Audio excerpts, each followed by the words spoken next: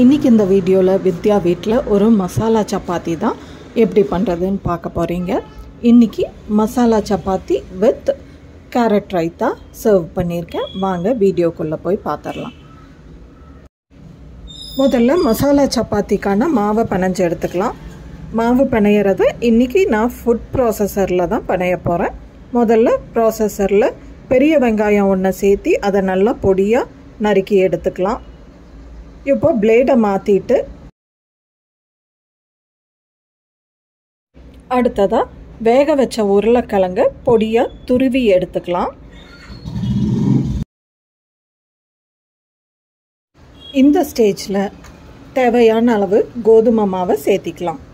எத்தனை சப்பாத்தி தேவைப்படுதோ அதுக்கு தகுந்த மாதிரி கோதுமை மாவை சேர்த்திக்கலாம். நான் இன்றைக்கி ஒரு 10 சப்பாத்தி வர்ற மாதிரி கோதுமை மாவை சேர்த்திருக்கேன்.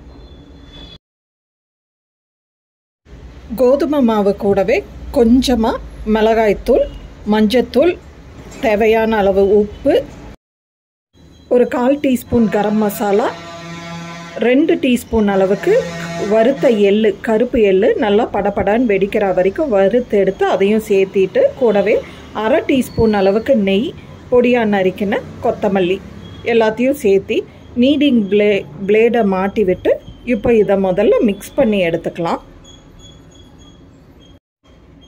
நம்ம போட்ட மசாலா ஐட்டம்ஸ் எல்லாம் நல்லா மிக்ஸ் ஆனதுக்கப்புறமா கொஞ்சமாக தண்ணி சேர்த்தி மாவை பிணைஞ்சிக்கலாம். இது ஒரே அடியாக நிறைய தண்ணி சேர்த்திடாதீங்க, ஏன்னா ஆல்ரெடி பொட்டேட்டோஸை சேர்த்திருக்கோம், அதனால் ரொம்ப நீர்த்து போகும்.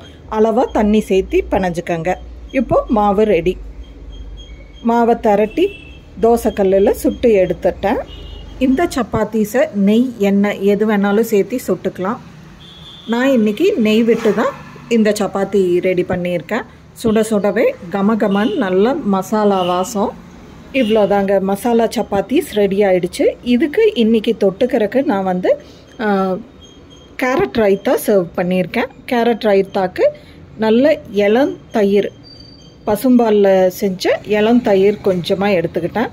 துருவின கேரட்ஸ் கொஞ்சம், அடுத்ததாக தேவையான அளவு உப்பு, கொஞ்சமாக ஸ்ப்ரிங் ஆனியன் எல்லாத்தையும் சேர்த்து நல்லா கலந்து விட்டால் கேரட் ரைத்தா ரெடி. மசாலா சப்பாத்தி நல்லா சாஃப்டாக தோசையை பிக்கிற அளவுக்கு சாஃப்டாக இருக்குங்க. இதை இந்த கேரட் ரைத்தாவோடு சர்வ் பண்ணும்போது டேஸ்ட் அல்டிமேட்டாக இருந்தது. இந்த ரெசிபியை மறக்காமல் நீங்களும் உங்கள் வீட்டில் ட்ரை பண்ணி பார்த்துட்டு ரெசிபி எப்படி இருந்ததுன்னு எனக்கு கமெண்ட் செஷனில் தெரியப்படுத்துங்க. By the way, do not forget to subscribe, like and share Vidya வீடு. Bye.